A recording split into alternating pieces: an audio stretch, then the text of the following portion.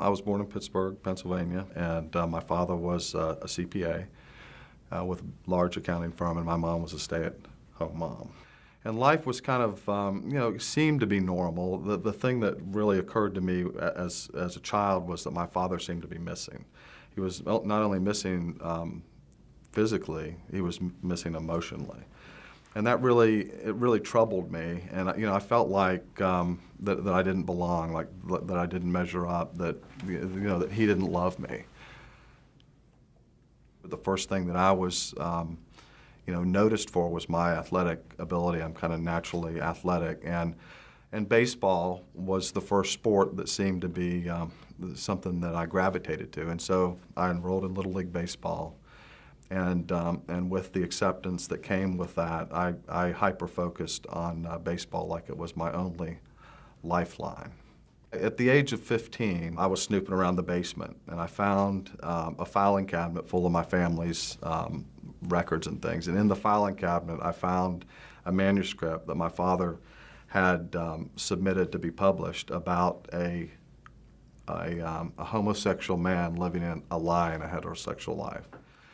And I seemed to glaze right over the fact of the homosexuality because the next sentence I read in the book was that he had considered committing suicide. And as you know, my life stood still. And so what I embarked on was that my mission was to keep my father alive.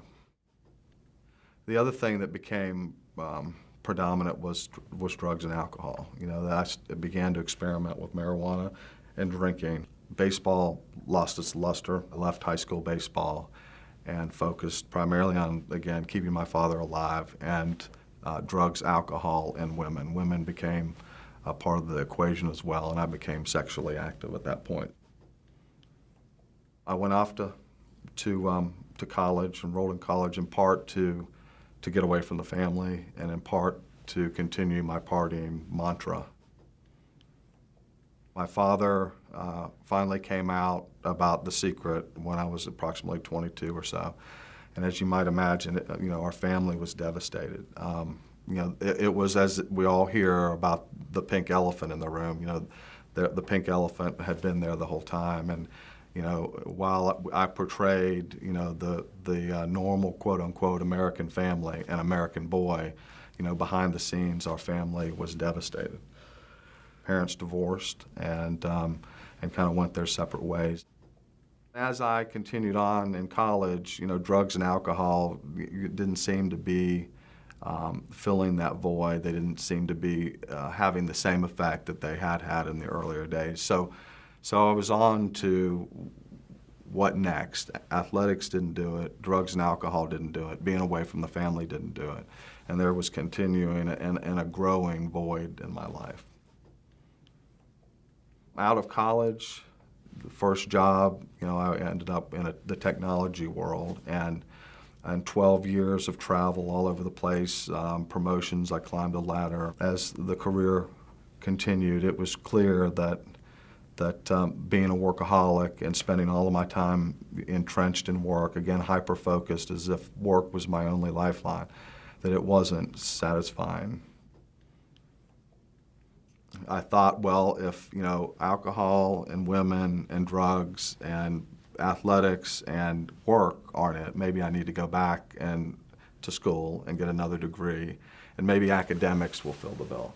Because part of the big problem with work, with my career, the first career, was that I was out of town 3 to 4 weeks, a month. And of course, my relationships with my family and with my friends and with my girlfriend suffered. And so if I just go back to school, hyper-focus on a degree in accounting, that'll put me stationary and that'll solve all my problems.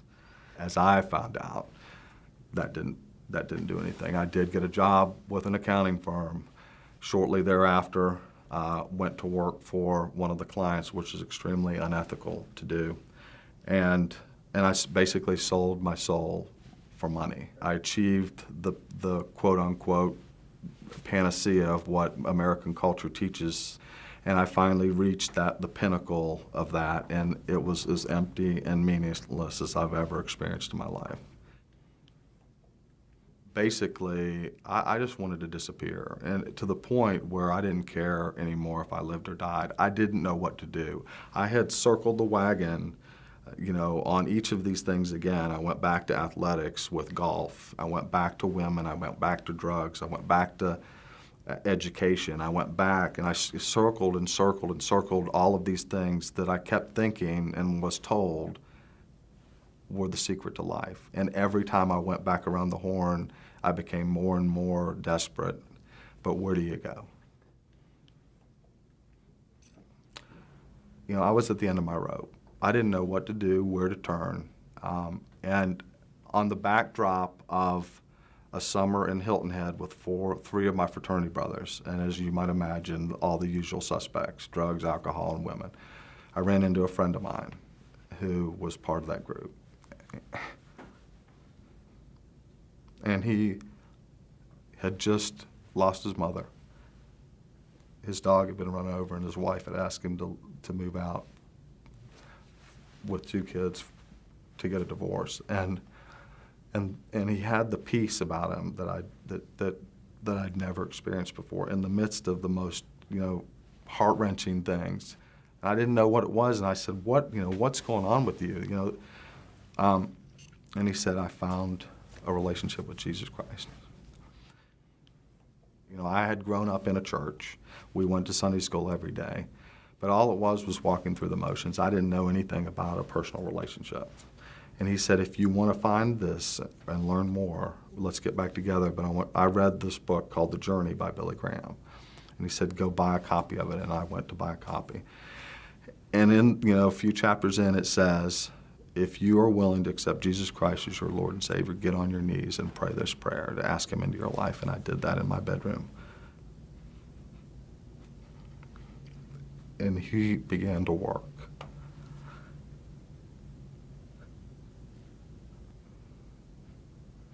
He showed me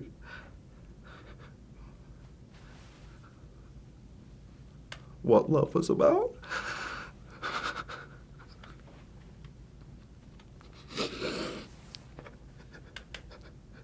He showed me that he loved me unconditionally, and that the circumstances of my life were not who I was, but that my identity was found in his Son, Jesus Christ. I began attending Alcoholics Anonymous, Christian-based recovery. I began to walk in freedom over addiction and drugs, alcohol, women, etc. And over the last 3 years, and by no means am I perfect, but he has given me a life that I can't even describe. In worldly terms, everything that I had attained was taken from me. But in God's economy, I have it all. And I wouldn't trade anything that I ever had for the love that I've found in this relationship.